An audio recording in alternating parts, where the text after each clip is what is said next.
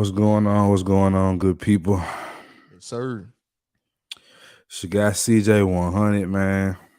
Your guy is the fire. And we are the 5100 podcast. Yes, sir. Back at you with another live show, right? So I'm sure everyone knows. Let me get this sound going. Am I coming in clear, Tez? I know like Yeah, sometime when the beat, okay, yeah, when the you beat good. play, okay. So offset, not offset, but takeoff. Was deleted. Was it last night? I think it was last night, or was it this morning? I This believe it morning. was. He passed away this morning. So we're gonna kind of get into this. I'm gonna shout out everybody in the chat right quick. Shout out to my guy Poppy Blanco, my guy. What it do? I know he running the show right now. He just came over to show love, so appreciate you coming through, bro. Um, my guy Charles, what it do, bro? And Mr. IXL, been seeing a lot of him lately, man. Man, He been ain't getting that active. love, bro? Yeah, he been getting active, showing love and support, man. So we appreciate you for all that you do, bro. But we're gonna have a conversation today. One that we don't like having, one we're tired of having, right? So uh we're gonna get into the article. We're gonna get into a couple of things in the background that we've researched. I made a couple phone calls to people I know in Texas and people I know from Atlanta that can kind of give me a little bit, but some of the, like a lot of the details are still kind of shaky. So I won't say anything that we say is absolute fact. Do not take everything that we say as absolute fact. We're kind of fishing around just like everybody else trying to figure out what happened. But we have a much bigger message than just what happened. We want to talk about like this mentality, what goes on in our community. But Tez, when you first heard the news, what was you doing and what were you thinking? Man, first heard the news, woke up this morning, rolled over, grabbed my phone, bam. I'm like, oh, what in the hell? Like, Yeah. um, automatic disgust, bro. It's like I'm sick of it. Like automatic disgust. Like I ain't even look into the store. Like at first, I seen the store, I'm like, here we go again. That was my immediate one, bro. Automatic. Facts. Uh, Shout out to what we know, Rob. What's going on, bro? Yes, sir. Yeah, we just got to chop it up about this one, man. So yeah, when I heard the news, I'm like, first of all, he my favorite Migo. I think he the better rapper out of all of them. What he was, bro, was definitely had the flow. His name is kind of his actual name is kind of, you know, I don't know if it's a foreign or It's out there. yeah, I was like, damn, I would have never guessed that was his name. You know what I'm saying? Yeah, Rob said the same thing. His favorite Migo too. Yeah, he had the better flow to me, and Yeah. he could really go there. It was him and Offset for me. I always liked them. But we got a guy in the back that we're gonna bring up, man, that could probably give us a little more enlightenment. But he's a heavyweight in our city as far as Acts. media. Yes, You know what I'm sir. saying? So we got to bring on the man, the myth, the legend, Brink Young, ladies and Yes, gentlemen. Round sir. of applause. What up? What up? Man, Brink How so y'all Young, glad doing? to have you here, brother. Hey man, thank y'all for having me on the show, man. I appreciate that. for sure. So as far as the situation, man, what have you kind of heard? And I know you got some sources. So what do you Yeah. know about what's going on with this situation? Well, man, first thing I gotta say, man, RIP to Takeoff, man. It's very sad. Um, I'm gonna start out by speaking about like when I first met them. I Okay. met them guys. It was May 2014. It was at Mud Mhm. Island. Yeah. Boosie Yep. had a show. Player Fly was on there. Gangsta Black was on there. But the Migos actually opened up for him. Hmm. And I'm talking about they barely had music out. They had, I think, Hannah Montana and Versace out. Hmm. And I was actually on stage with them, filming the performance and everything. All I saw was some young, hungry guys. You know what I'm saying? Just trying to get it. Hmm. And to be honest, their performance, like it was a lot of young people in the crowd and they was standing around, they wasn't doing nothing. They really wasn't feeling them until they did the song which ain't came out at the time yet, but they did Handsome and Wealthy, Yeah. and the crowd was kind of feeling that a little bit. A year later, they came back. Everybody knew all of their music word for word. So that's just kind of the go, and speak on, my first introduction of Migos. But Okay. as far as what happened, man, I've been hearing so many different things. You know what I'm saying? Like it's crazy. Like one take that I heard was that bro was just there. He wasn't even Mhm. shooting dice. He ain't had nothing to do with nothing, and just caught a straight one. Some people are saying that it was unto his own. Well, their supposed entourage that's supposed to protect them while they're in Houston was the Right. one that actually fired the shot. You Right. The know security guard or something like that. exactly, Yeah. and people are saying he was I guess being wild with it. It's hard to really say. But the thing is, man, obviously, the notion is always, why are we killing each other or deleting each other? Let me speak. How I'm supposed to speak Yeah. on you guys' Yeah. platform. Mhm. Why are we deleting each other? Mhm. But one question I gotta ask is like, when you've made it and you're a millionaire and you become successful, you defeated the odds. Why Right. are we doing things that we did back when we was broke? You Yeah. know, because they're saying that it was, they were playing dice, and I'm Yeah. like, wait a minute, like if you already up millions, I mean, if you want to do something, go to the casino. If you want to really hit Right. somebody up, you want to break somebody, Right. break them. You Right. know, and I mean, like I said, I ain't hating on them for that or nothing like that. But it's like I hate that our people we continue to put ourselves in certain environments that really we ain't even got to be there no more. We ain't Yeah. even got to do that no more. You know.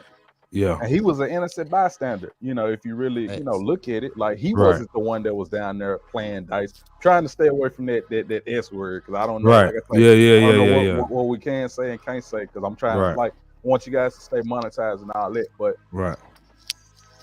I don't get it. I don't get it. Man, and I say this, like, first of all, shout out to unapologetically Memphis.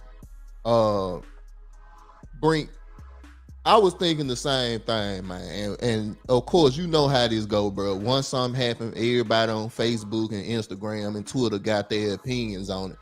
And one of the comments that I read was, why we worried about rich people pockets? Everybody shoot dice. And it's like, that's the problem. That's the problem. Everybody is stuck into what we used to do.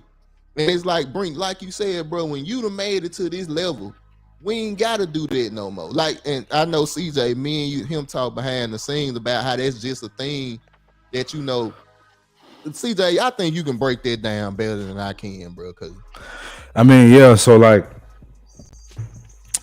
Brink, you from South Memphis, so like, shooting dice is like going to the store. Um, that's just kind of how guys came up. You're trying to either you made a flip, you're trying to make double your money, or you ain't made a flip, you're trying to get some money to re-up. So you're gonna try to go come up off $5 and get you about 50. That's how dudes thinking. So that's a way of life, and I think that's you know not the worst thing in the world when you in that environment. Like when that's how you living. It is what it is. You can't tell a hood dude something different when that's all he know. You know what I'm saying? Like that is what it is. However, we keep saying that this is our culture. I don't agree with that. It's the hood culture. Right. It needs to be a separation, bro, because we keep getting drug in, and people like Takeoff get drug into this situation because our culture permits that it's the cool thing to do. Right. It's what we're all supposed to be doing. It's what black people represent, and it doesn't. It's just the hood, dude, and not every hood. I've been to several dice games, never shot dice myself, but I've seen these things go left so many times, bro. So bro, many times. I got one story since we now, once again, people that know me, bro, I came from a Christian household, but I had some cousins that wasn't in that life. And man, I was with one of my cousins, and it was the one and only dice game I ever went to. Mm-hmm. And man, they out there shooting, bro. And one dude was getting towed up. I'm talking about, bro. Getting hit. Woo! I'm talking about, man. I think they took him down from 200 to like 30. And when what happened was a dice roll happened, and like I said, I don't know all the turn, but one of the dude picked the dice up too early or something. Mm-hmm. Like they ain't finished, and Burning they the picked them up dice too early. Yep. And bro, when I tell you, it went from everybody having fun, laughing, and cracking jokes to somebody finna go, bro. It happened that quick, because and I it's was money. like, bro, I'm never going to another dice game, and It's never money. went back.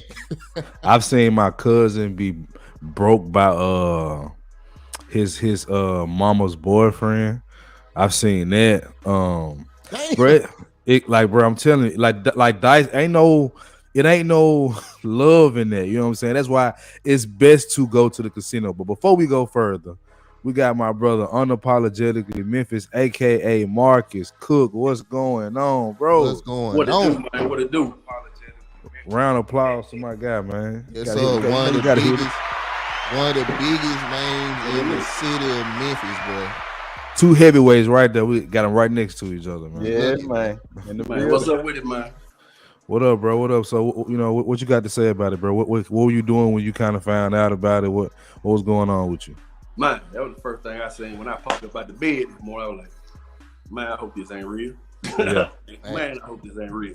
Mm-hmm. But like I said, man, you know, everybody been coming. You know, I made the comment on IG today, asking like saying part of hip hop culture. You know, you were saying Yeah. point culture, but Right.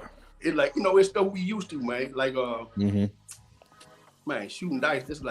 That's something you done seen growing up your whole life. Yeah. So it's as much as we say it ain't the culture. It's part of the hip hop culture. It ain't hip hop. It is. I was like, man, from Harlem Nights to man, whatever. We've been watching Joe shoot dice, and we know what happened at the dice game. Every time it happened, Joe Right. Joe getting his pockets drugged. Joe going to check. Then you know what I'm saying? There go the misunderstanding. Antonio Burke's son did this. Man, I'm saying it time. Yep. Yeah, you know what I was talking about when I said culture. I just meant like we got to differentiate black culture from hip hop culture, from hood culture. It's like because we all get roped into this one thing, and it's like some guy. I mean, Tez, for instance, don't know nothing about dice. Don't know nothing about. You know what I'm saying? He a country boy. You know what I'm saying? So it's like it's just a different way to look at it. But I don't know. Go ahead. I don't know. You know how heavy y'all are into like the Bible, but I remember, you know, when Jesus, you know, was on the cross, it said that they cast lots for his vesture. Exactly. And I looked up casting lots, and that's basically the same principle of shooting dice. And I'm Mhm. like, bruh, this has been going on forever, you know. So it's never Great anything profitable behind it. You know, I used to live in Westwood when I was a kid, and it's a store, famous store in Westwood over there on Rains called Royal King. And I'm a little kid. I used to go there every day. They in the back they had like a pool table. They had the arcade games. I used to be in there playing the arcade games.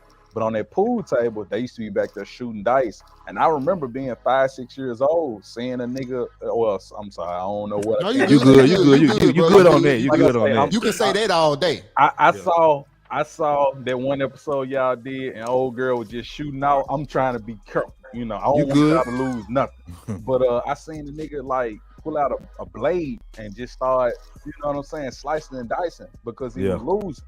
And it's like that's been normal for me my whole life, you know, seeing stuff like that. But it all derives from dice games, you know, and that put it in my mind as a child that that's something negative. Don't fool with it. Don't mess with it. You know, that's how I look at it. Hey, that's facts. That's facts. I'm like you, man. I really didn't just pick up trying to learn how to shoot dice. Anything that I figured gonna lose me money. Facts. I really didn't try to pick it up. Right. Right. And then you just had some guys, man. That's how they ate. You know what I'm saying? I know a lot of guys like that. I mean, I know guys that's doing well, and they stuck in it though.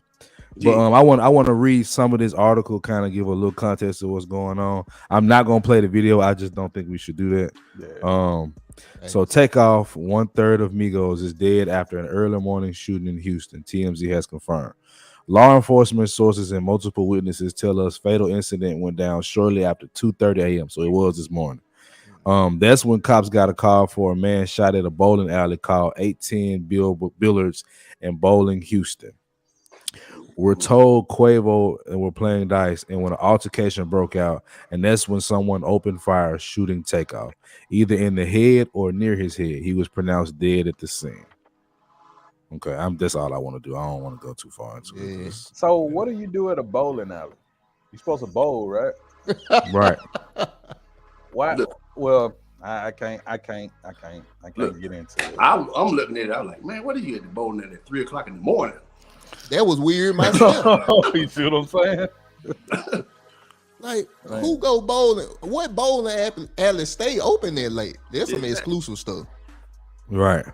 We don't do that. Ain't none of that in the city. You know what I'm saying? No.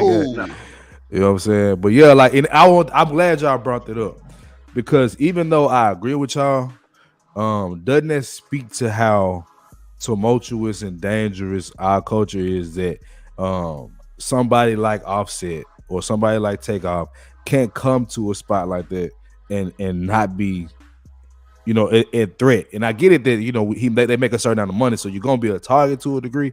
But I mean, we seeing how many rappers dying. Like, it's getting out of control where you can't even come home. Where you can't. I mean, people dying at home. Dolph died getting cookies. Fact. You know what I'm saying? Look at me. I got some people working at the FedEx Forum. They were saying like, how Moneybag was shooting dice on the front row. I was like, man, like, bro, you know what I'm saying? You flashing your money and shooting dice on the front row. It's cool to have money. Right. It's a way to carry yourself. Do you see? Come on. We from the South. I'm comparing us to Jay-Z. You think Jay-Z gonna be on the front row shooting dice? No.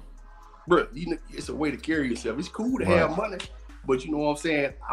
My mama told me something a long time ago when I got, I had a little colors I had fixed up, and she was like, I see what kind of nigga you is. You want to show people what you got. So, right. When I was young, I couldn't catch. I was like, what is she talking about? Right. So nigga, what you got? So you like, see, they got you for their cutters. Look how you dressed. Look what you doing. Mm-hmm. So I was like, it took me some years to figure out, like, oh, okay. You know what I'm saying? Do what you do, but be discreet about it. Yeah. And then I think like people from other like regions of the country, like they flex differently. Jay-Z, I'm glad you mentioned Jay-Z. Like his flex is he was a part owner of the team. That's not the same flex as being front row shooting dice and flexing the money. Nah, like flex different. Like they should take a page out of other people's book on how they flex, because obviously you're gonna be made a target if you got the money out, but you're not as much of a target because you're a team owner. Everybody don't know that, or they don't see the financial amount with that, Yeah. Yeah, and I know one of the things that I kind of wanted to bring up too is, like you said, bro, what is it truly in our culture to show what we have? I know that's one of the things that I always watch. And Mark, Mark, when we had the conversation, when you was on the podcast, you see the guys that's running around, car with the rim, got the women, you look up to them like, man, one day I want to have it. But they always showed it. And they always were targets. You always knew somebody was eyeing to take their spot. And when you look at different cultures about how they handle their money, how they take care of themselves, you never see it. They let their investment speak for them. And it's like, why can't we adopt their mindset? Like, why do we have to show it? Do you think like it's a internal thing? It is. In my opinion, that's what it is. When we look at the history of us in this country, you can't deny it. We have not had power. So the way we've tried to show power, which is really this doesn't work, but in our mind, we think that being able to show you what we got and what we bought, we're showing you that we got power, and we're actually showing you we're just major consumers. That's just our mentality. Like, and it's even further back when you look in ancient Africa, man. Like we did move like that, but here it doesn't work because it makes you a target because so many haves and have-nots. You know what I'm saying? Sir. So I do think it's internal. It's like that's how we get to our worth in our mind. That's how we show our worth in our mind. I do. I look at it like this, man. I was talking to my cousin before I got on here, and I was saying, man, you know, we be seeing people flex. So there's a dude I went to church with. So he like, he got Porsches. You know what I'm saying? He putting up in Range Rover. So I'm like, bro, what you do? I said, sometimes you can just ask people what they do. They may tell you what they do and might try to help you achieve what they got. You know what I'm saying? You ain't just gotta I ain't gotta look at you and say, hey, I'm gonna just take what he got. Man, somebody might help you get to where you trying to go. Facts. And that's one. Oh, Brink, my bad. Go ahead, Brink. No, you're absolutely right. You know, you're absolutely right. And, you know, it reminds me of something my dad told me years ago. You know, I was probably like 15. And I was dressing, you know, fresh and all that stuff at the time. And I made sure that I had on like everything name brand when I was getting ready to go out. And my dad saw me, you know, prepping to get ready and go out. And he was like, son, you showing your worth. And I'm like, what you mean? He was like, well, if that's all you got, that's all you worth. You showing your worth, you know. Ooh. And I was like, I didn't understand it at the time. You know, I felt like my dad was hating, but I totally get it now. Like, you supposed to, like, if you can count everything you got, then you ain't got that much. Facts. You know, you're supposed to be able to have enough to where it's innumerable. But I didn't know that, and apparently our people still don't know that. Right. So, dudes, Marcus, have you kind of heard anything about what's actually going on? I know you kind of connected, so we asked Brink. Brink told us a few things. Did you kind of know anything about the situation? Man, just about all the information y'all got. That's all I got. I was like, yeah, man, like I said, crazy situation, man. Like I said, we got to grow above where we at, man. We got too much opportunity. Like you said, we got power, but we ain't using it in the correct amount. Like we got man, we consumers. We gotta learn how to, you know, Yes, sir. You know what I'm saying? We gotta learn how to change that. Like, bro, you gotta be your own business. You know, a Mercedes Benz cool, but you know what I'm saying? It lose value. It don't do nothing. You can't pass a Mercedes Benz down to your kid. In about 2 or 3 years, it's gonna be garbage anyway. Cause they're gonna bring out one in a couple of years. They're gonna kill it. Facts. Now, I know one of the things, like, you know, when we reached out to y'all, you know, all us based in Memphis, and we know how big Memphis is when it comes to this hip hop culture, when it comes to this. And I really believe, like, bro, it gotta come. Y'all heard it? Yeah, I don't know what it is, though. Let me. It ain't Brink. It's coming off Marcus' side. It might be the headphones or something. But I know one of the things that, hold on. Go ahead. Yeah, one of the things that I wanted to address was by us all being based in Memphis, bro. I know that's one of the things, having y'all up here, CJ living in Memphis, meaning being in Memphis or living in Memphis or lived in Memphis. We know we hold such a big part of a lot of this stuff that's going on, bro, because I don't care what nobody say. Memphis really the mecca of all of this. Like, no matter, look, we know how big Atlanta is.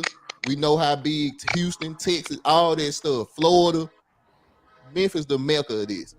And I know that with guys like us, bro, we can get out here and really talk change.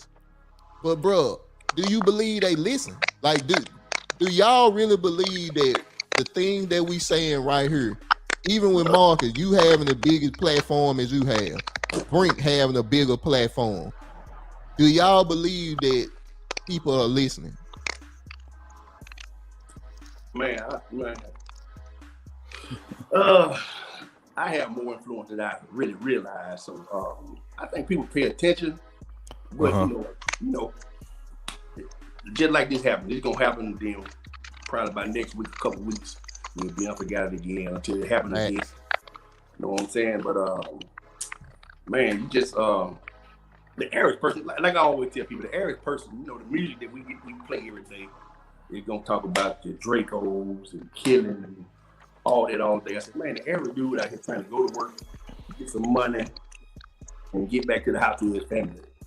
I said, man, you know, we just gonna have to change the narrative with our artists, man. When people send me music all the time, I use I said, bro, they be showing a lot of guns and stuff.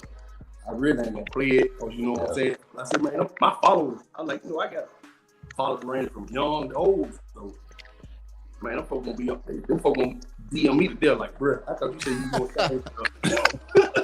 I thought you gonna change what you gonna post. I was like, man, I try to clean it up as best I can. So Yeah. man, that's all I can try to do is try to get guys to say, look at man, you can rap more than about killing and sipping syrup, whatever you doing all day, or popping your purpose. I'm like, bro, man, we grew up. It's more to life. It's more.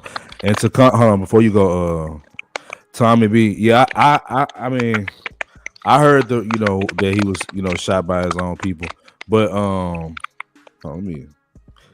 the point is though that has happened with the have and have not. I'm not trying to say that that's the situation. I was just saying that we have too many situations like this go on, similar, different, but rappers can't go back to where they from. Just all type of stuff like that. I get it. That's the have and have not situation.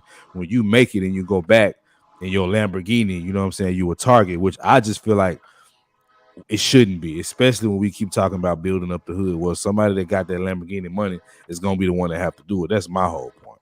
Yeah. I think go ahead, Brent. When you ask the question, like if people listening, it's one thing to listen, but it's kind of like, and I promise I ain't trying to preach, but it's kind of like how the Bible talk about, you gotta don't just be a hearer, you gotta be a doer. I think people in our age group listen, but are they making changes in their life, and really are they making changes in their children's life? Because really, people in our age group, they not the main ones that's out here with the yapper. They not. It's their kids. You know what I'm saying? So a lot of people, man, they don't even know what their children got. Like they probably got their work up under their bed right now. They probably got their iron in their closet right now, and under your roof, and you pay the bills, but you don't even know what your child into. So I think it's like people in our age group, they'll hear it, they'll listen, be like, yeah, y'all right, but they need to start looking at their kids and, policing their children, saying, hey, you saw that boy got deleted, right? Make sure you ain't into no stuff like that. Maybe, just, you got to change everything about it, like from your environment to your behavior. But like I say, they listen, but how they doing? The coach, I mean, like the hip hop culture, even the Marcus point. I mean, bro, we can't keep ignoring that our culture is literally promoting it. Like the hip hop culture is promoting debauchery. Like, we've had our issues with Charleston White, but that's one place we stand with him on. Like our culture, as far as hip hop goes, bro, it's a detriment. It's like when you see somebody, even people from our city, that make it, you can't be mad at them, because it's like you got out of a situation that I know you probably wouldn't have made it out of. But when you doing that, you also promoting to the kid that's back where you left to get involved in the same stuff. And a lot of these guys didn't even do it. Yep. Yeah. And what's crazy to me, like I think about it, like you got some people, they may start out with a more vulgar, more gangster image. And then once they make it, they kind of, no disrespect, but they kind of soften up. I admire that now. When I was younger, I would be like, hey, you a lame. But now I look at it like, bro, it's about taking care of your family, like living to take care of your family. So I kind of look at it like, why would you rap the same stuff 10 years straight? That's just like being a stripper for 10 years. I ain't made it yet. Like, you ain't decided to take this money and do something different. Like, if it was me, I'd do that song and dance. And when I say song and dance, rap about my environment, rap about what I seen, what I might have did. And once I make it, all right, now let's talk about how we can build. But people not doing it. Some people are, I applaud Snoop Dogg for not still talking about, what I'm saying, gang banging on every song and shooting folks and, deleting people and all that type of stuff. But more people just need to go ahead and wake up and say, hey, man, that was then, this is now. Like, think about it. These people, like, they got stocks. They investing in tech companies and stuff like that. Why they not rapping about that? They still talk about how they with the lean and with the women and all this and all that and deleting people. And I'm like, bro, you're not even living that life no more. And if you are, you're an idiot. Like, you're a millionaire. Why are you doing things that broke folks do? Why? Hey, Marcus, You might want to jump out and then jump back in because your audio still making a I roll noise. out, so I got to take this water tutoring. Okay. But Okay. Okay. for sure, man. But Thank good you. thing. Rapping with y'all too, man. All For sure, right, bro. Marcus. Appreciate it. Unapologetically Memphis, man. Marcus Cook. All right. Okay.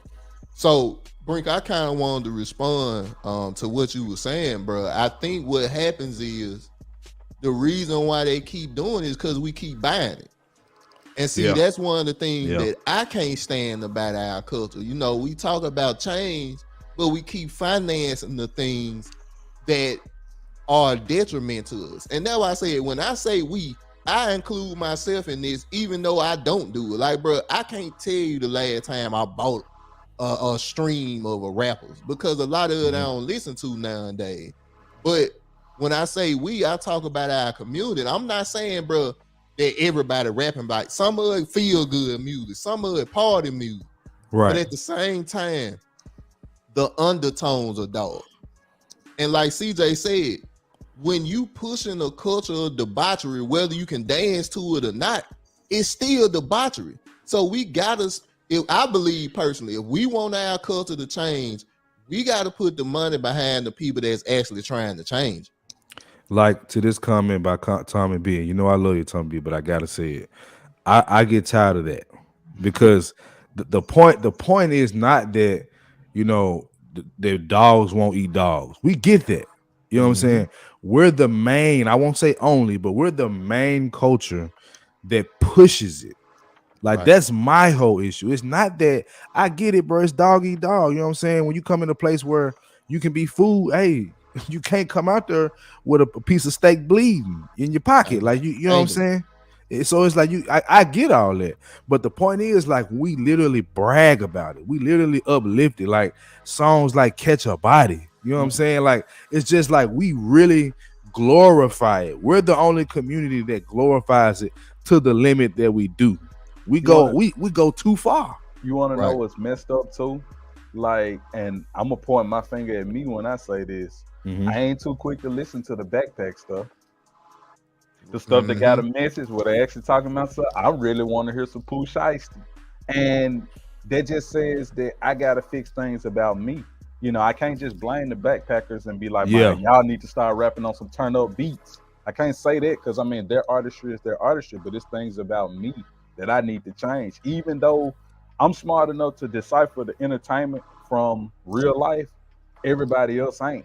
You know, Facts. so it's like, you know, we all got to do our part. And you know, I'm with Marcus when he was saying certain videos he don't play. You know, I got the Bring TV countdown, and bro, I be having to edit when they had the guns and pointing pistols. I got to edit that out before I show it on TV because, you know, I understand that's a part of culture, so to speak, but it ain't got to be in every video. Yes, Like, sir. every artist, every rapper ain't got to be gangster. Like, you don't have to, you know. And I know that's what sells, but like Ted said, we are in control because we are the consumers. We're the ones buying this stuff and streaming this stuff. So we got to take a stand in order for them to be like, you know what, my stuff ain't selling no more. Let me talk about something else.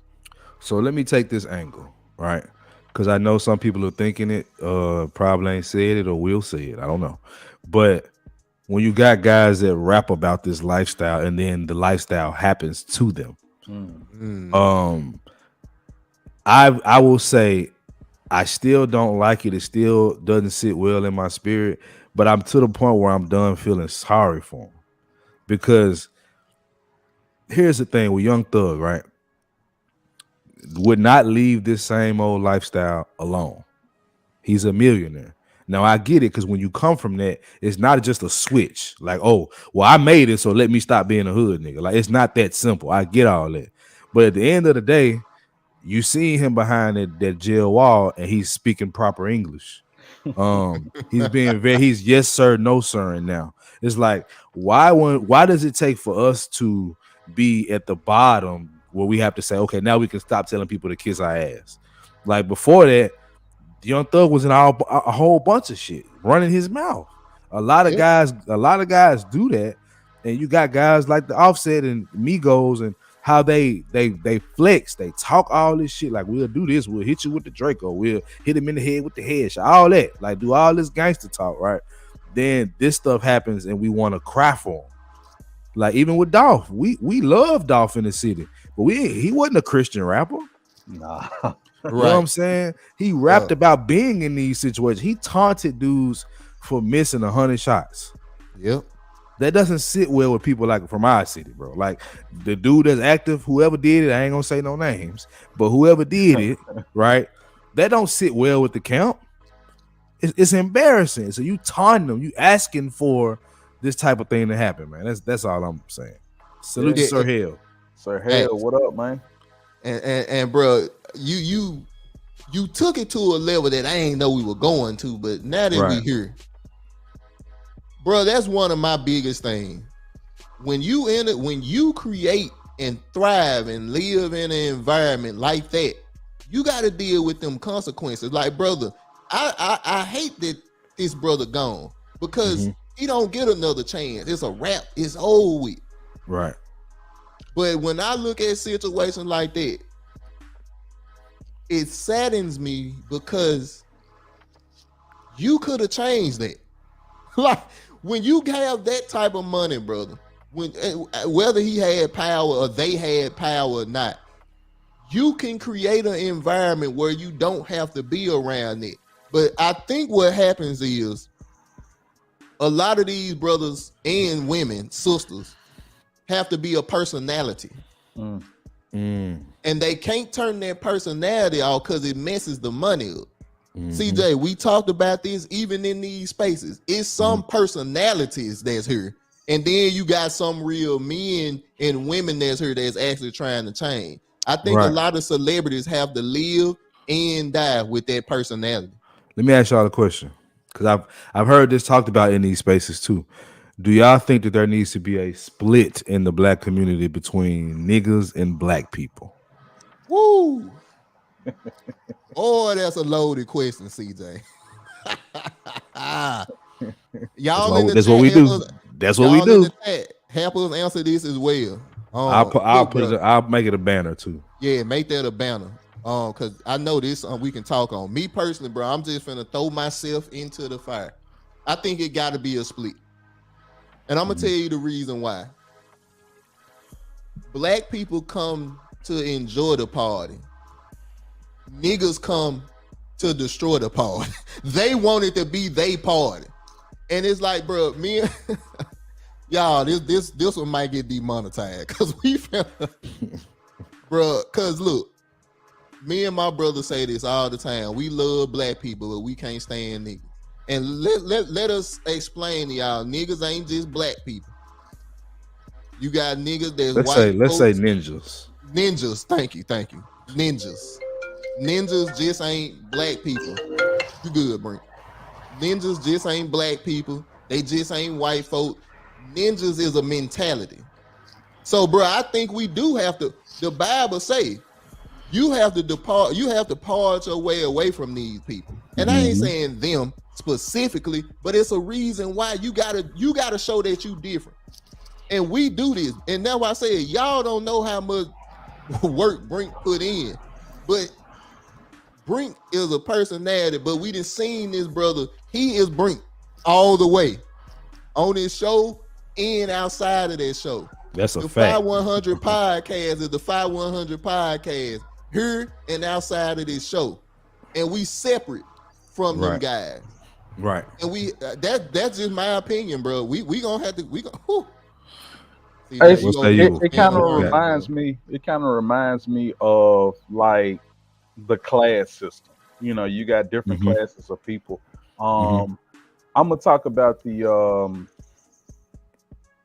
Got you. Right, the palm color people. Right. Yeah, because I don't want y'all to, you know. Good, like, I say white. Brink, let's start money up. Nah, I ain't gonna be there. But I think about them, and you got the regular ones, and then you got the palm color trash. They don't really intermingle much. You know, the only time that they really come together is when it's a real social issue or some kind of political issue. Right. So I look at their difference. They already split. You know, we the only ones that like cohabitate all the time. Yeah. And a lot of us, it sounds bad, but we be like, man, they giving black people a bad name. Y'all make us look bad. That's because I mean nobody's really listening. Like Yeah. it's just like what Ted said.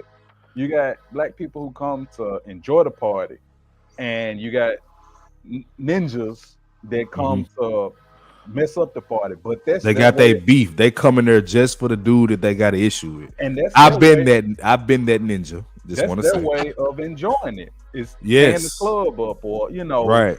going to fight somebody, or beef and all Yep. that. That's their form of enjoyment. So people have to, like, ninjas have to figure out a different way. And it's like, how do you get them to figure it out? Like, if they don't listen to you, you could tell a young man right now, young ninja right now, hey, pull your pants up, little bro. He gonna look at you like you crazy. He probably gonna cuss you out. Facts. So it's like, how do you get the young ninjas to behave like black people? Mhm. I know what I think. You know what I think a big problem is. We talked about this before. We don't have a rites of passage for our young men. That's number one. Oh, It's just you 18, you go take care of you. You know what I'm saying? Like you 18, get out or take your ass to school, or if you're gonna work here, you're gonna help pay some bills. Like there is no, you know what I'm saying? There's no guidelines for how we should move. We don't have. Shout out to the big mic drop, man. Appreciate Yes, you sir. coming through. But we don't have a rites of passage. You know what I'm saying? Like we just out here. You feel what I'm saying? So when we telling that young man to pull his pants up, it's like, okay, if I pull my pants up, what's gonna be my result? Oh, What that mean? Like, okay, pull my pants up, what? You know what I'm saying? Even Charleston talked about this on our show. It's like a lot of the time the guy that's talking to us like that is a guy that we don't even respect. Right. facts. So, but I don't think that's the issue. Let me be clear. It's not the fact that they don't have respect for that person because of who that person is. We don't have respect amongst the people that we deal with. It's like we feel as if everybody owe us something and we owe nobody anything. And That's how I'm moving. it only be that one or two people that the young ninjas respect, and one of them is always their grandma. That be the only person they kind of straighten up in front of. Yeah. But the problem is when grandma is me and your age, or Right. maybe a couple years older than us, and she's Right. still turning up in the club, who She's the not hell- respectable. Exactly. And I want to. He said it is a split. I'm not saying it's not Right, one right. at all, but the thing is we intermingle. Like, Yep. and we could just remove it from rappers per se, athletes, to where it's like you got people like Odell Beckham rapping Pooh Shiesty. I miss my Glock so much. I wish I could get that about the river. And he in the pool reaching in the water like he really grabbed. And you were Right. NFL. You went to LSU. You Right. come from the best athletes known to man. Your mama was a track star. Your daddy was a top-notch athlete. You don't even come from that. But the problem is, it's become a part of our culture. Facts. That's why I say what I say. Go ahead, Ted. No, I was just about to say, CJ, you can even take it closer than that. Your family. Like, bro, my folks from Mississippi, bro, Come on. them ninjas. I don't even feel comfortable around them, and we family. Because I know they got to be the party. So we could be having a good time, enjoying ourselves, and they the type, they'll pull the thing out just to show it off and just go to firing in the air. And you got children around, you got older women around, older people around, and it's like, bro, why? Like, what was the need for that? So even when it comes to family, bro, I got family members that I never hang out with because I know where their minds are. They have the ninja mentality. They gonna come in and show y'all everything I got. Big mama, we just bought these rims. Big mama don't give a damn. She just there. She don't You're care. trying to get her blood pressure down. And to Tommy point, and it's not a vanilla issue. It's very complex. Right, But right. to Tommy point though, you will have a guy that makes it, i.e. Young Dolph, i.e. Quavo and them, whatever, that when they come back or when they still try to be relevant to the hood to help or whatever the case may be, they are target. So it's like there is a split, and then there's the bougie people that's like, well, I'm not going to help you because I'm a target, or I'm not going to help you because I'm sick of the ninja-ish. You know what I'm saying? Facts. It's so complex, and I agree with what Mike. I agree with what Mike said too. We've Me been too. handed this culture. Let's be clear. Facts. We didn't even come here with. I can't even say come here because I truly believe, this is my personal belief. I don't believe that they had the technology and capability to bring millions of people across the world on a ship made of wood. I mean, that's just me. I don't believe it was as, most of us were already here. That's what I believe. But even let's for the sake of conversation, they brought us here and gave us a culture, and then didn't even let us include ourselves in the religion, right? So we don't have a culture. If you really want to be honest about it, we got ninja culture. That's why we grab hold to it. I have an issue, bro. Like I know it's foolish, but I still will bump Young Boy. I still will bump Gotti. I still will bump Dolph because it does speak to something that I can relate to. Yep. You know what I'm saying? So it's a very big issue, but people like Takeoff and these situations, man, it's just, I don't care how it happened. It happens too often. Yeah. That's my point. Yeah, I remember, I think that was last week, Young Jock, he was saying something about the music and was talking about strip away the beat and just listen to them lyrics. And Yeah, it was saying that it's all, deletion music, right. deleting music. And I'm just like, he's right. But I mean, we can't act like it ain't been here the whole time. I used to listen to NWA when I was a kid, Come on. and that's all they was on. Like Eazy-E, the man really was a gangster. You know what I'm saying? Like he really was riding with it, with them straps.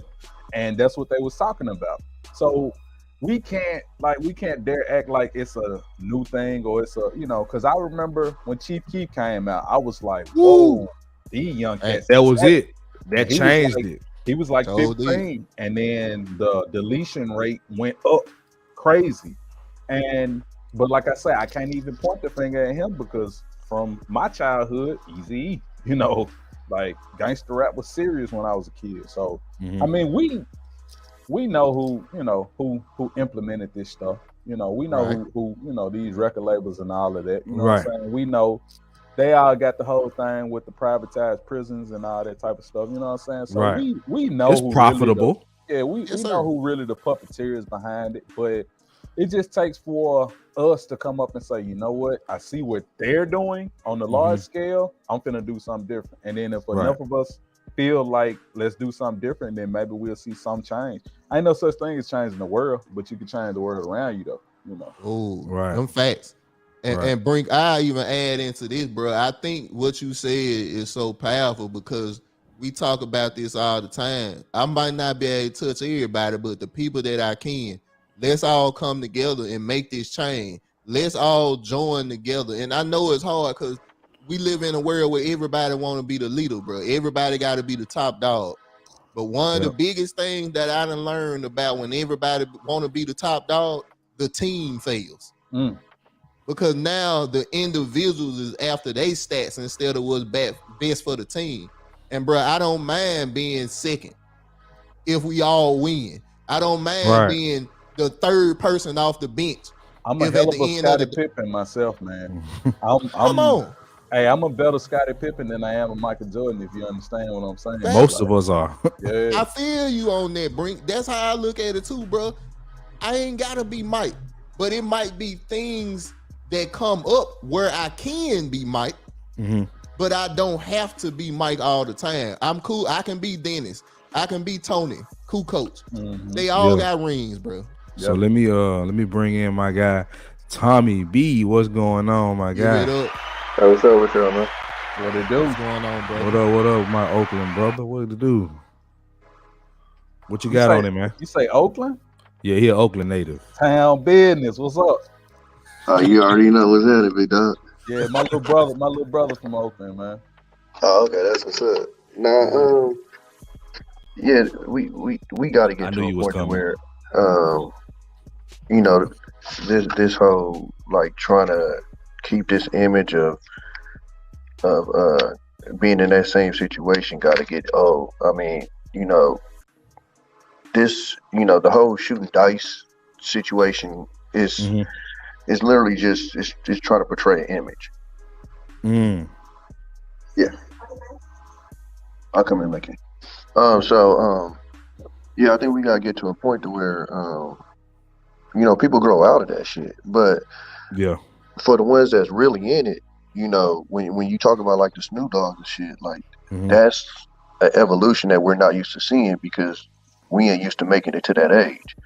So when people see Snoop Dogg and they get tripped out, they like, oh shit, why is he so nice now? And it's like, well, this is what happened when OGs get to that age. Like, come on, Tommy. Damn, that's a nugget right there. Yeah. So, one thing we always laugh about with the OGs is they can do whatever they want to do. Usually when they get to that age, they be dressing crazy. We be laughing because, they don't give a fuck. They done made it to an age where, they can come outside with the sandals, with the socks on and, the short, like. So, so when you see a Snoop Dogg, it's almost an anomaly because somebody that, that's out there, you usually don't see make it to that age or whatever. But it's, I missed y'all show when y'all was talking about the youngins or whatever. But I think part of it is that disconnect.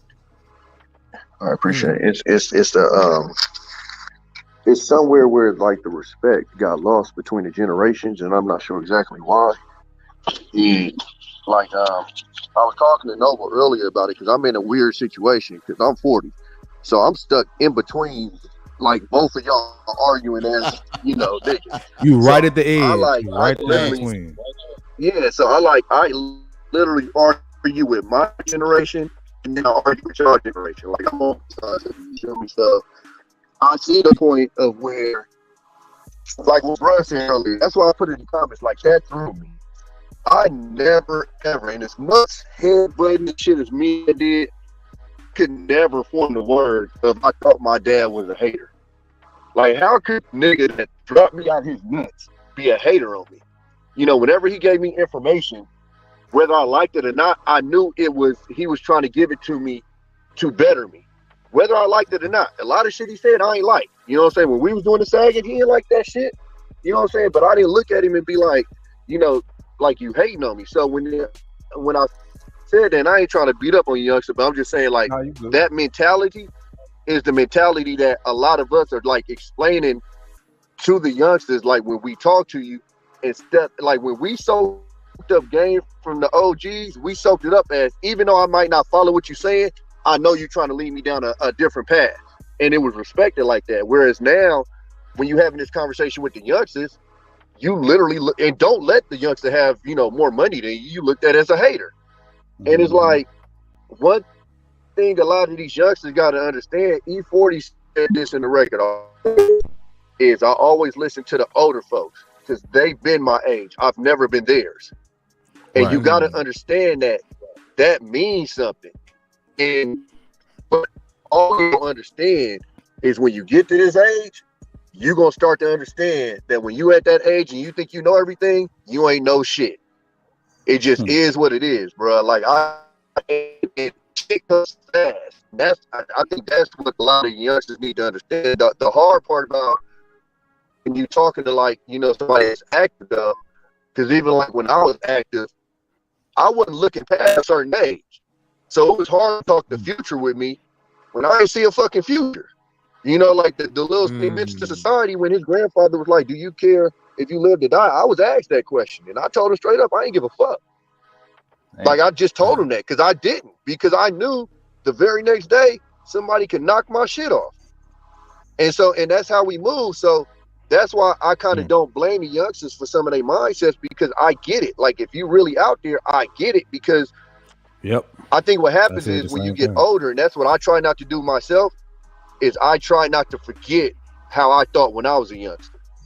So when I come at the youngsters, I understand the fact that your audio messing up. Your audio messing up bad. You might want to come out. You hear me? My bad. I'm on the move, so it might go in and out. But that's what it is. Is that better, or is it going in and out? Yeah, you good. You good now. Okay, I'm on the move, so it might go in and out a little bit. But I always try to see where the youngsters is coming from, because I remember being that age. And I think the problem with a lot of the OGs when they chop it up with the youngsters is they come from a position as if they forgot how they thought when they was that age. And so like they better type shit. Yeah, I think exactly. And well, I think I don't think they mean it that way, but I think that's how it comes off. That's how it come off. That's how it come off. Yeah. So I think you know, like that show that y'all did the other day, I think conversations like that is important so we can get the communication together, and it's so we can have an avenue where they will sit back and go, you know what, bro, not hating on me. He really wanna, you know what I'm saying, he wanna see me do this, this, and this. You feel me? Instead of looking at it that way of, you feel me, oh, you just hating on me because you know this, this, and this. And Tommy, God, it's my turn. I was like, go bro, ahead. where did you get that from, bro? You know how I get there. Go ahead, T. And I was just gonna say to Tommy, bro, and you know what I'm saying, like Tommy, you know, we know a little bit of your story. And you said, bro, you kind of came from that world, and you see some of the after effects of the things. Like, even though Takeoff situation was a little different, you look at the PNB Rock situation. You look at the you got to keep yourself on mute, Charles, until you talk, because you got a lot going on in your background. Yeah. So, Tommy, from your perspective, brother, even though we see these things, how did you change your mindset from where you was then to where you are now? Because I know that had to be a major change for you, bro. And when we speaking to young people, because we do have some younger folks that watch this, what is it that changed you from being in that lifestyle, bro? Hold on, what's up? All right. But the reason why I kind of wanted to ask that is because it is a mindset. And that's what we talking about, changing the mindset. Even though we talking about this brother passing, we also want to bridge, like, if we can change the way that we think and change the way a lot of these young brothers think, we can have less of these situations, bro, because I'm sick of it, man. Like, bro, these people ain't never coming back, man. I'm a person that, bro. Go ahead. No, I was saying, Big Mike said when we was on the show the other day, it hurt a little worse when you see a young dude die. Yes, because it's like you got so much life left to live. You know what I'm saying? It's become commonplace. I mean, we're not the only generation that has this high deletion rate, but that's beside the point. Honestly, it's the fact that so many of them are dying and it's being televised, aka social media lives. You know what I'm saying? What's been it's been crazy to me lately. Like, go ahead, my bad. I've been thinking about, just when a person is no longer with us, like, I think about how big their life was, and then it's just reduced to just nothing. And I'm just like, bro, it was so much full of life when they were here, and then when they no longer with us, it's just, okay, that's it. That's just the body right there, and it's just nothing, no more for him. All you got is memories and video and whatever. And I'm just like, bro, the whole concept of life is crazy. Like, it's crazy. It's crazy. Brink, well, go ahead, Tommy. Go ahead. Oh, so Brink, I'm not sure how old you is, but I'm gonna tell you this, bro. When it really hits you is when you hit them ages. Like, Pac died when he was 25, right? I was 17, or hold on, I was like 16. But he was like an older nigga to me until I turned 25. It was like, yo, this nigga didn't make it past 25.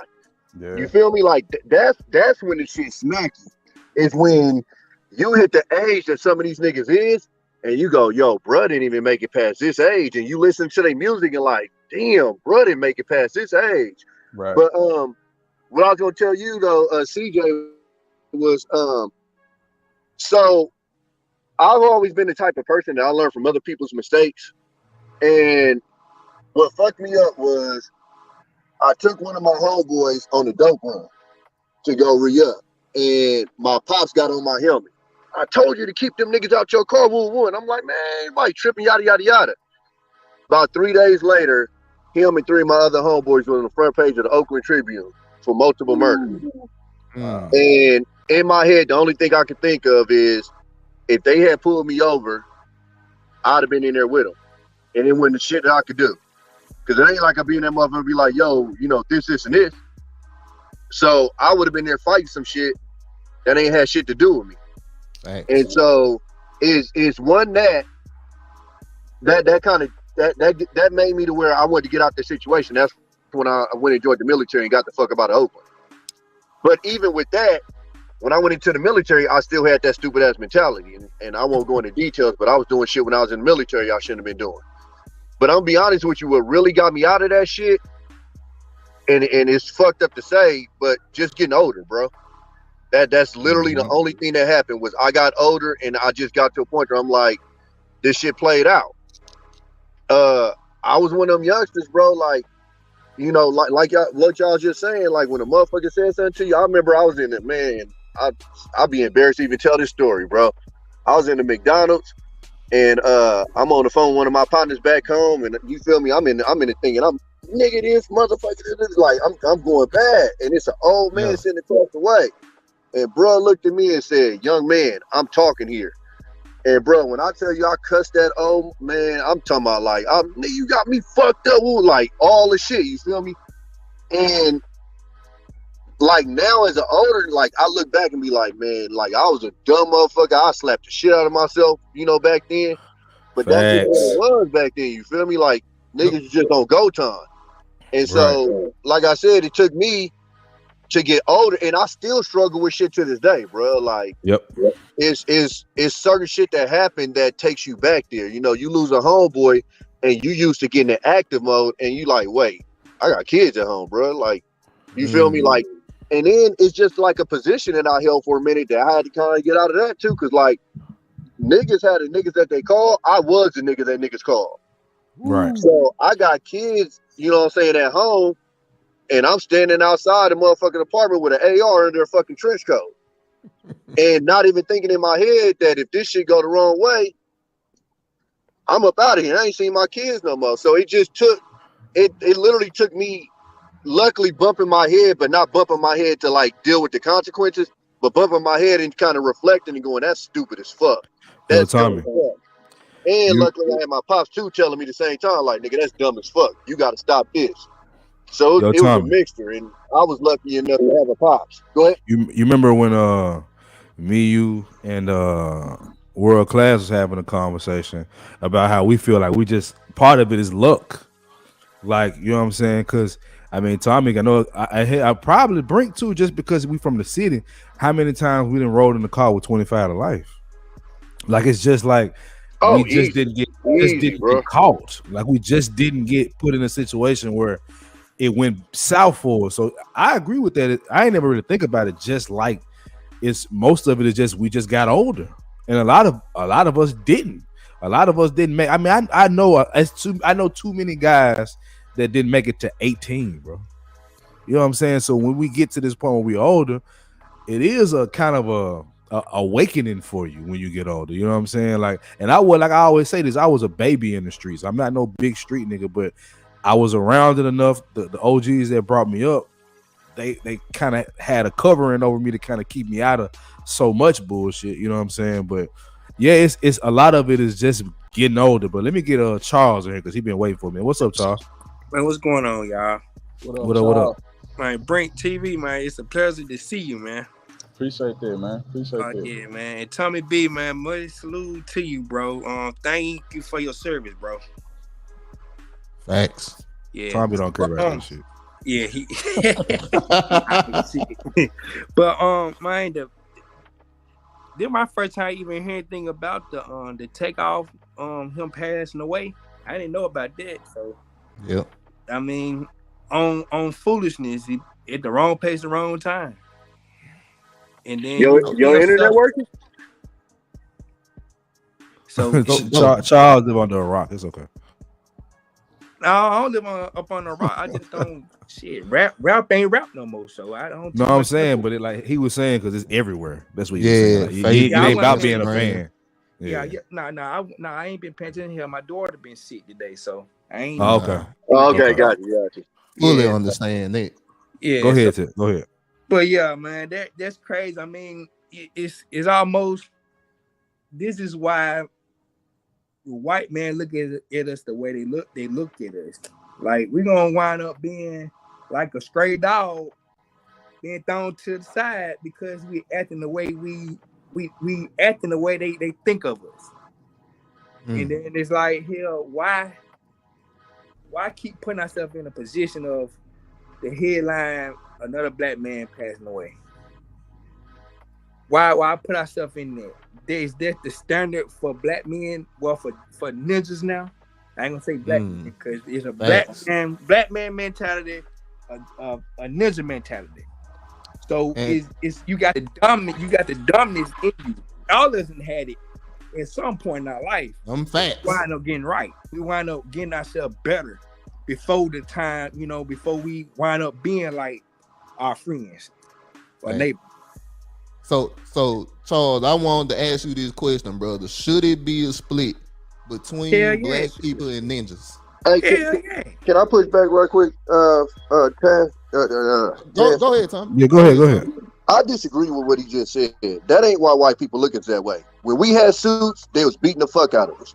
They gonna look at us that way. Like, I think we need to get out of that mindset of that's how. No, nigga, they look at us that way because they look at us that way. Whether we got on a suit or whether we sagging our pants, whether we acting civil or whether we acting reckless, they look at us the way they look at us. And literally, if you look at the civil rights, we was in suits, peacefully marching, and they still looked at us that way. So I hate that's why they look at us that way. No, they look at us that way because that's how they look at us. Yeah, I think, and not to speak for Charles, but I think what Charles trying to say is we adding to the stereotype. Yeah. Oh no, we definitely are. Absolutely. And it's definitely embarrassing. I'm not fighting none of that. I'm just saying just so like I don't like the mentality of, if we just act right, maybe they'll look at us different. Nah, they ain't never gonna look at us different. Yeah. History shows us that. Yeah, and I don't think that's what he meant. Me either. And because I even say this, like, bro, I think what we should be focusing on is us appearing to us different. Like, I think black men got to change the image of the way we look at each other. Because, bro, I ain't man enough to tell you, bro. When I went to Orange Mound the other day, brother, my head was on a swivel, and that ain't because them the palm colored people was around there. It's our people. And I'm not saying I can't get along with them. I'm not saying that because I got them in my family. I done been close friends with them. That's not the point. The point is we got two different mindsets. I'm trying, what all of us are trying to do. We trying to build a legacy for our families to stand on. And like Tommy said, his man said, well, bro, I might not live to see 25. So why I care about family and legacy? And it's like, bro, that's what's sad to me that, like, man, bro, Tommy, I ain't gonna lie, bro. Bro, I'm not from the hood, bro. I'm not from that mentality. So to know that it's young brothers that really think like that and wake up every day, I done told you. It hurts, bro. I done told you. I done told you, Ted. I've been away from this shit for a little bit, bro. Damn, I got a 19-year-old cousin that I'm about to have to bury because he just got smoked by the police, bro. And unfortunately, that shit to become regular. Yeah, I'm telling you, it's a mentality, bro. Like, so one question I had, like, what creates this mentality? Besides, the environment we in, and then I guess we could say music. Like, what else contributes to this mentality? We don't have a real culture. I keep like we don't have a rites of passage, bro. We don't have because we haven't had it since we've been here. What we do now, even to an extent, is copy what other races and cultures do, and we've just done it. So we've recreated it in a way that made them love it themselves. Like you got more and more conservative white men coming out with an issue with black culture because it's affecting their children. You know what I'm saying? So we're powerful people in the way that whatever we touch can pretty much turn to gold, but it can also turn to manure. Like it can be both. And the problem is that we don't have a culture. We don't have a true set of guidelines and principles that we can set. Everybody ain't gonna follow them, but we don't have them set.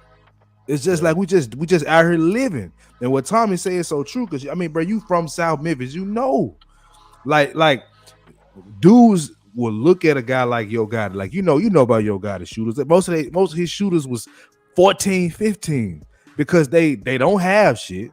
They don't know about shit. So when a guy like Gotti, who got all this power, fame, and all that, come with a position like, hey, I'm gonna give you $5,000. That sounds like a lot of money to a lot of dudes. That, especially at that age, they go throw their life away. That $5,000 ain't enough to cover their bond. It's it's a mentality, bro. That's my opinion. Yeah. Well, it's also what you see too. Like, Yeah. That's why he said other than what you see. He said other than it. Well, yeah, but I mean like that's a major part of it. Though. I mean, like we are damaged individuals. I've literally been seeing people like I remember the first dude I seen die, bro. I was like 4 years old. Old man across the street died from a heart attack. I've been watching motherfuckers die in front of my face since 4, bro. Like it's some sick shit to the point to where I'm just now getting to the point to where when the shit happened, it fucks me up because I was at a point where the shit happened and you just moved on. Like, oh, that's fucked up, and you kept it moving. Desensitized. Yeah, like I was 14? No, I think I was 13, 12. And you know, I seen my partner dead in the car that they had stole. And like that's normal shit that we go through. And you don't even know that it's affecting you until you get to like I ended up going to like a burial site for my cousin. And bro, I know double digits people in the fucking cemetery, in that specific cemetery. And I'm walking over to their graves, bro. And some of these motherfuckers that died, bro, I'm talking 20 years ago.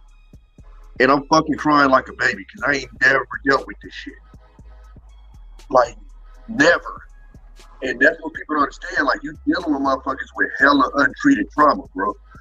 Yeah. Motherfuckers that have been through a lot of motherfucking shit. Motherfuckers that have seen a lot of fucking shit, bro, and ain't never dealt with it.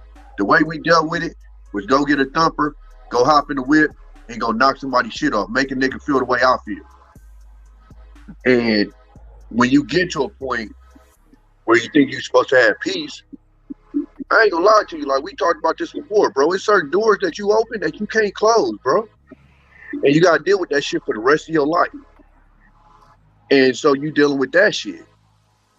And so that's why, like, when people are so judgmental of people from there, I be telling, like, you know, you got to understand what these motherfuckers is going through.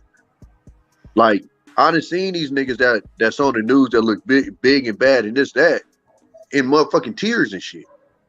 I done seen the niggas that, you know, if you walking down the street, you cross the street in straight tears. And because the media does such a good job of creating us into these big bad monsters and shit, like we have no feelings and this and this, that's how we're looked at a lot of times. And so that's why when I hear a lot of motherfuckers talk, I can tell if they really from that or not, because that's a side that you're gonna see. You know, when I hear some of these rappers talk about, oh, no crying, I'm like, come on, dog. Like, we all got the part. Niggas, some of the most gangster niggas I know be the biggest crying motherfuckers at the funeral. I mean, letting it out. Cause they hold so much in. Yeah, I'm telling you, bro. Like, I ain't know what the fuck happened to you. I was there for a whole nother funeral, and I just happened to go see my other brother, Ponder's Handstones. Because I don't do cemetery too much, and I think that's another thing of just not dealing with it because I don't want to think about this shit. Me too. And I just ended up at that cemetery, so I just ended up walking over there, and I'm talking about, like, my nigga died when I was 16, bro, and I'm like fucking boo-hooing, bro. I'm talking like it's crazy, and it's shit. It is not like some shit that I like think about every night or even once a week or even once a month. Yeah, I don't know where the fuck that shit came from, bro, but it's just like. But I think it's kind of going back to what bro was saying as far as like when a motherfucker died so young. So now I'm at this age and I'm just thinking of all the motherfucking life that this nigga just missed, bro. All the experiences I'd have had in life, this nigga never had a chance to get. It's like survivor's guilt. Well, I'm gonna say that's one of the only videos that I got on my channel where I talked about that on my 40th birthday, and I told people like, bro, my birthdays, I'm pretty much sad, bro. Because the only thing I think about is I got my brother that been down for 15 years. I got other niggas that got hella life sentences, and I got hella niggas in the grave. And I'm supposed to be celebrating my 40th with my niggas. Yep, that's how that shit go, bro. Like, so that's why we know when me and Tez had these conversations, sometimes I can tell like it's like it don't register to him. And I don't mean that in a way to disparage my brother, but it's like if you don't come from it, you don't fully understand it. You know what I'm saying? Like it's like when you think about, your folks helping you, right? And then you realize they can't. But the way you see it is like they don't want to help you. But if you really from it, you know what I'm saying? The struggle is country struggle or hood struggle, period. Nice. You know, it ain't that all the time that they don't want to do it. It's a lot of times that they can't. You know what I'm saying? And in our community, we just like to harbor on whatever upsets us. So if it's, well, he didn't do this because he hating, but he didn't tell you that he robbed the nigga. He don't tell you that part. He don't tell you that he did X, Y, and Z with his folks. You know what I'm saying? It's, I mean, I could go deep into this, but Tommy did a great job at it because that's really what it is, bro. It's a mentality. That's why I don't do certain things no more. I can't be around my guys because I'm not gonna sit there and watch something happen to them. If something pop off, I'm gonna ride. But I might be the one that actually get up out of here because I'm not doing that no more. Mm-hmm. You know what I'm saying? But it's a real pull, and that's why I talk about our culture, because he brought up what we see. What we see is our culture. That's why I said that from the top, because our culture is highlighting this, and it's not just us. I know the word that rhyme with pews. That's who is putting this out. That's who's financing and putting this thing out, and basically turning away your Kendrick Lamar's. Kendrick Lamar slipped through the cracks. J. Cole. You know what I'm saying? And Big Crit, where is he? He's still making music. He ain't getting that big marketing team behind him because our dysfunction. I think IXL said it first. Our dysfunction is profitable, bro. Yes, sir. It's highly profitable from our black men to our black women. And that's why I think at the 5100 podcast, we starting to kind of shift the way we handle some of these conversations, because it's not a us versus them thing as far as black men and black women. We got a whole nother battle on our hands, and we got to be the ones that change this culture, because it's just not the truth no more, man. It's a lie. Yeah, it's pure lie. It's not even guys. It used to be guys telling their story. It was raunchy. It was X-rated. It was rated R, but it was real. It was really like telling you my story and not glorifying it. You know what I'm saying? Now it's glorification, and a lot of them are not even living it. And the problem is we keep buying it. We keep going to these shows. We keep rapping these songs and playing these songs around our kids. I told y'all before, my daughter does, when she with me, we not listening to Pooh Shiesty. We not listening to Project Pat. Nigga, we listen to Ariana Grande, Frozen soundtrack, Moana soundtrack, because I want to keep her away from that. Because, bro, you can't. I made music. Tez made music. Brink been around music. It gets in your mind. Flocka was getting niggas beat the fuck up in clubs, bro. Yep. Flocka came on, you gonna get beat. You throw the wrong setup and that song come on, bro. You know how it go. You know how it go. And that was the one I got to fight to. So Luke man shoot me. Yeah. I do gotta disagree with you to a point though. What's up? I had this conversation with somebody, but no, they actually are telling their story. King Von was telling his story. Well, yeah, we've all found out. It's actually the opposite of what you're saying. Because when we was growing up, a lot of them niggas was telling somebody else's story. They were telling their brothers, their uncles. So they wasn't telling they Tupac doing that? Yeah. To an extent, but Tupac was what a lot of y'all don't know is when Tupac came to Cali, Tupac was in a lot of shit that niggas don't know. So he was in the streets. He was one of them rare ones that wasn't, usually you off the porch at, 12, 13 or something like that.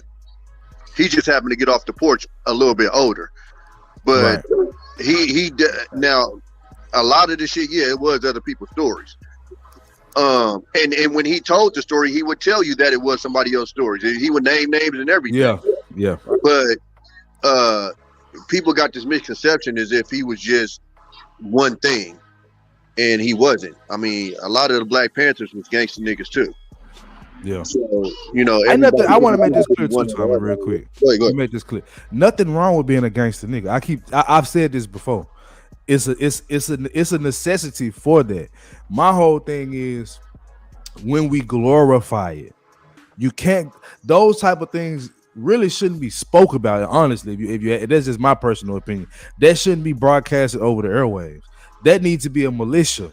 What was the number one slogan for the Black Panthers? The revolution should not be televised. It's like we can't continue to push that. And these young guys, they ain't nothing but our warriors that's misguided. That's it. That's all it is. But go ahead, Tom. No, you hit that right on head. And when I said that, I wasn't saying that they should be. I know you wouldn't. I know a lot of these niggas, they actually doing this shit. And like you said, as we're seeing now, with these niggas having to face these RICOs, they really should be shutting the fuck up.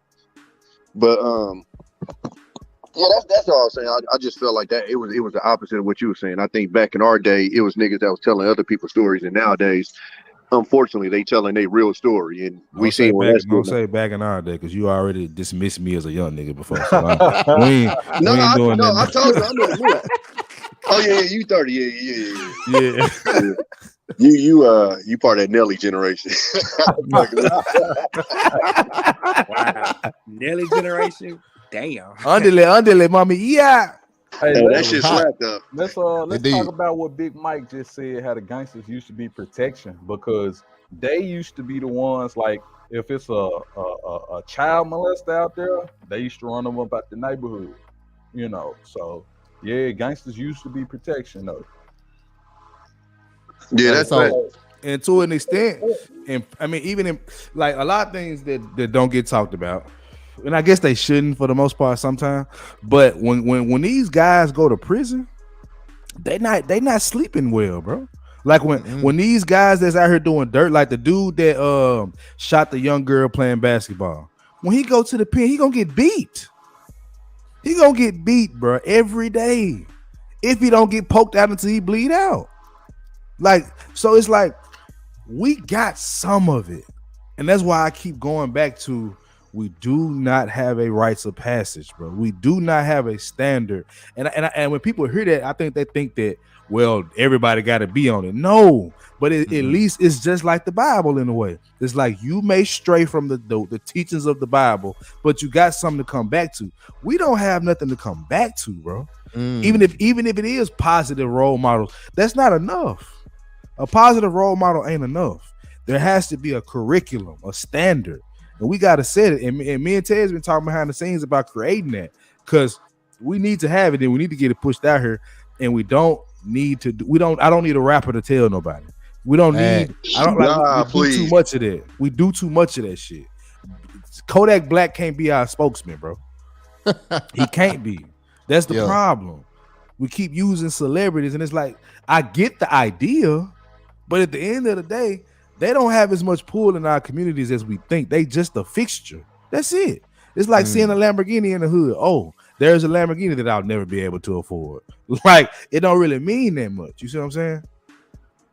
Yeah, and with me, CJ, I think one of the things that we talk about all the time is trying to create change and trying to be those guys that other brothers can sit down and have that conversation with.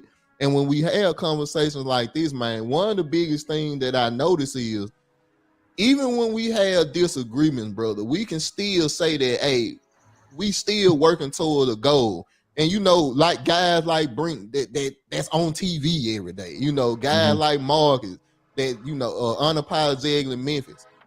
These, once again, Tommy, Charles, like, bro, we are a group of men, bro, that really want change. And like I said, bro, I got a little emotional with Tommy's story because, bro, Tommy can reach a group of brothers that I'll never be able to. Right. Yep. CJ can reach a group of brothers. Brink, Charles, Marcus. Yep. So we have to do it together, even if we had to do it a different way. Because, bro, the stuff that me and CJ talk about behind the scene back in his day, Tommy's story now, bro, this stuff hurt because it's like, bro, I never seen it. So when I hear these stories, man, it's really disheartening. But all it do to me is motivate me because we can do this, because we got to.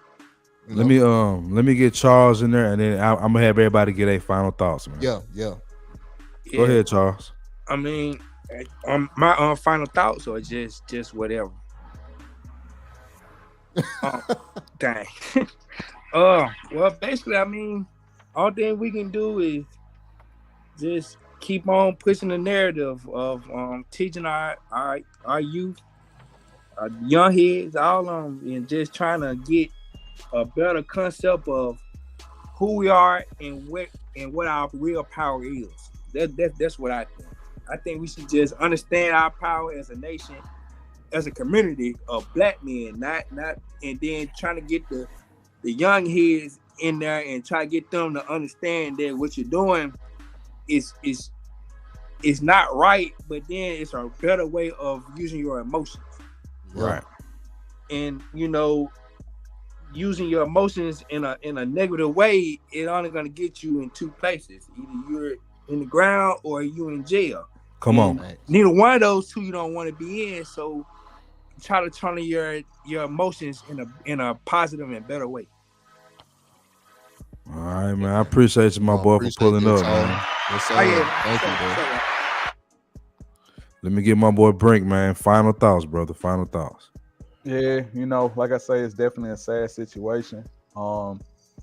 It's crazy because, man, I woke up, well, this was right before I went to sleep, and I checked my phone, I saw that, and then went to sleep. When I woke up this morning, I saw it, and I was hoping that it was a dream. I was hoping that it wasn't real, because the first thing I see on my phone was TMZ, because, we always run the TMZ to see if something really happened. Right. And when I saw that it was still on the TMZ page on my phone, I was just like, dang, another one. We just entered the month of November, and November is real synonymous with Dolph. He passed November 17th last year. So I'm already preparing my mind for 1 year of Dolph being gone, and we just lost Takeoff. So, man, as a people, we got to figure it out. Try your best to control the environment that you're around, especially if you got status, you got money. Like, don't act like you ain't in control. Everything is dictated by you. If you're the celebrity, you're the star. Everything around you is dictated by you. So control your surroundings. That's pretty much all I got to say, man.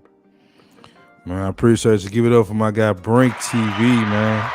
Hey, Brink, if you can, brother, if you still on, man, let the people know where they can find you at, brother. All right, so check me out, all social media at Brink TV Show, Brink TV Show, www.brinktvshow.com, and Brink TV, the talk show, and the countdown will be on tonight, 9 and 9:30 Central Time, Memphis, Atlanta, Mobile, Alabama, live stream on brinktvshow.com. All right, my brother. I appreciate you for coming through, man. Hey, thank y'all for reaching out to me, man, and keep the platform going. For sure that. All right, peace. All right, my boy. All right. We got Tommy B. Final thoughts, bro. It's crazy you said that, bro. Because 19 years ago, we lost Mac Dre. And I remember getting that phone call. To this day, my cousin calling me. And this shit just happening too much, bro. Mac Dre went in the situation that, he put himself in. It was just an unfortunate situation. But a lot of these young cats is putting themselves in these situations. And to end up with these unfortunate consequences. I missed on one thing too, CJ. Another thing I did was I got the fuck out of my area, bro. I think that's one of the biggest things I think a lot of these cats needs to do is get out of their area. For me, when I left Oakland was like the world to me. That's all I knew. So when I left Oakland and I ended up being stationed in Texas, it was still Oakland to me because I ain't know shit else. So I still moved like I was in Oakland. And it took this female barber that was from Oakland, she just happened to be living down in Texas, to talk to me and be like, nah, it's different out here. For me to even like let my guard down. And that's when I kind of was able to kind of let my guard down and actually live and actually like go to a club and not, be super paranoid or, just experience different shit. And I think, we tell people all the time, like, there's niggas in LA that ain't never seen the beach before. And literally anywhere in LA, you probably 15 minutes from a beach. And there's niggas that have never seen the ocean. So I think a big part of it too is just getting out of your surroundings, getting out of that area, whether it's just for a couple of hours, but just see something different instead of the bullshit that you see in the hood all day. Because if that's all you see, then that's literally, it becomes your entire universe essentially, and that's how big your world is. When I got on that plane to Great Lakes, Illinois, to boot camp, that immediately expanded my world. And I ended up being stationed in Texas, Virginia, then ended up going overseas, and it expanded. I think, you know what, I'm gonna tell you, CJ, I think that's one of the biggest things that changed me, because it just expanded what I thought was possible. Nobody in my family has ever been overseas or nothing like that, and just immediately that became an option for me. Oh, I could come over here and visit. Oh, this is real. Oh, I'm putting my hands on shit that I actually saw in textbooks and stuff. So I think that's one of the biggest things that a lot of cats need to do, is just experience shit outside their surroundings. But as far as the situation with Takeoff, you know, these youngsters just gotta, they need to try to do a better job of just staying out the way. Once you get that money, you don't gotta be outside shooting dice like you niggas on the block. You know, especially when most of y'all, that wasn't even the lifestyle that y'all really came from. So just that, or you know, just walk around with the mentality that you still a stepper and all of that. Like, you got to get out of it. I mean, we just saw Pooh Shiesty rob a nigga in a fucking $100,000 lime green car. You know, so we just need to get out of these mentalities that a lot of these rappers are in, and kind of like what CJ said, stop celebrating or perpetuating this shit as if it's cool. But it was a good show, man. I appreciate y'all letting me out. My guy Tommy B, man. Round of applause for him. Thank you, brother. Thank you. Appreciate you sharing your story, man, and keep doing it, because every time you do it, bro, you grab somebody's ears, my brother. For sure, y'all. All right, bro. All right, Tez. Let's bring it home, bro. Man, another one of these conversations that, man, when we start these streams sometime, y'all, we really don't know where they gonna go. And this turned out to be even better than I thought it was gonna be, bro. Cause when we have these conversations, man, our goal is to reach a lot of people at one time. And when we have different people on the platform that come from different areas of life, we able to do that. Mm-hmm. And like, bro, I'm proud to be part of the panels like this, because it didn't go crazy. Mm-hmm. We might have really helped somebody today. Takeoff, what happened to him was terrible. It's a tragedy. But with these conversations right here, man, we really might be able to stop the next one from happening. That's what I believe. You know, so for me, bro, my final thoughts is rest in peace to Takeoff. You know, my condolences to his family, his friends, everybody he was close to. But we got to have more of these. We can change it, bro. I really believe if we can't change it for the millennials, let's change it for the ones after us. I got a little boy. Y'all know that by now. I'm never going to stop saying that, because that's the next prince of the kingdom. And I got to have this brother straight. And I got to, his goddaddy right here. So we got to keep giving the message. We got to create that community. And look, it's brothers. I know a lot of y'all that want to do it. You're scared. You don't want to be an outcast. The 5100 podcast, one of the places where you can be safe to say the message. That's all I got, bro. I don't know how to come behind that, but you got it, bro. I don't know, bro. You said it's my turn now? Yeah, it's my turn. It is. You told me it was my turn.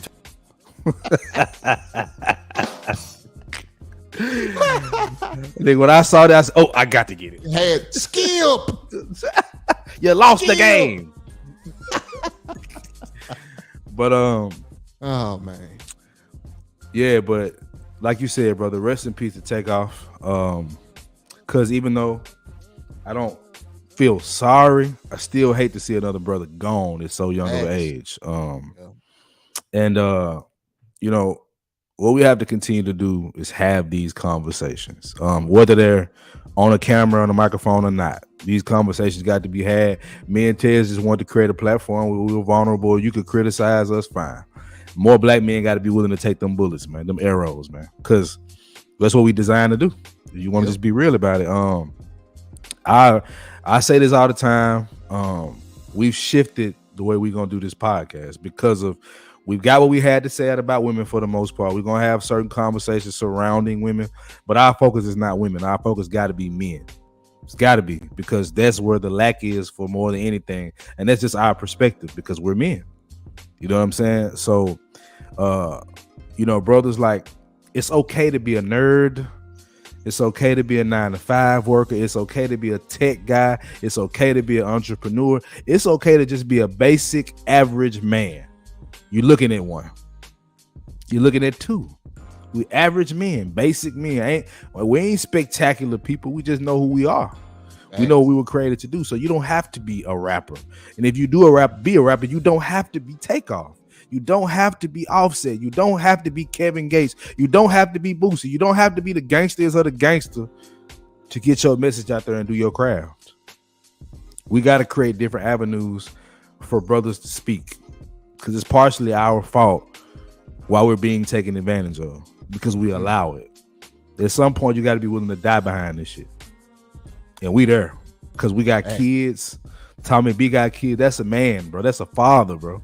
Facts. You know what I'm saying? And honestly, what Rob just said, man, us millennials have to change the narrative. Why? Because we up next. We finna be the uncle. We finna be the uncles. We finna be the granddaddies in a few years. You know what I'm saying? It's the old heads finna step down in about 10, 15 years, man. It's us. We next. Big Mike said it on one of our show. We got to be the one cleaning up after the barbecue over. You know what I'm saying? We got to be the one cooking on the grill. It's time for us to get our barbecue sandals. You know what I'm saying? We up next. You know what I'm saying? So we got to change the narrative, man. So for all y'all brothers that's watching, just know, even if we had disagreements, if we had falling outs, whatever the case may be, it's still love, bro. It's still love. When it ain't, I refuse to beef with you, brothers. Tez refuses to beef with you, brothers, because the message is much more important, man. So on that note, we're gonna wrap this thing up, man. So for your guy CJ100, you got Tez the 5. We are the 5100 podcast. You did.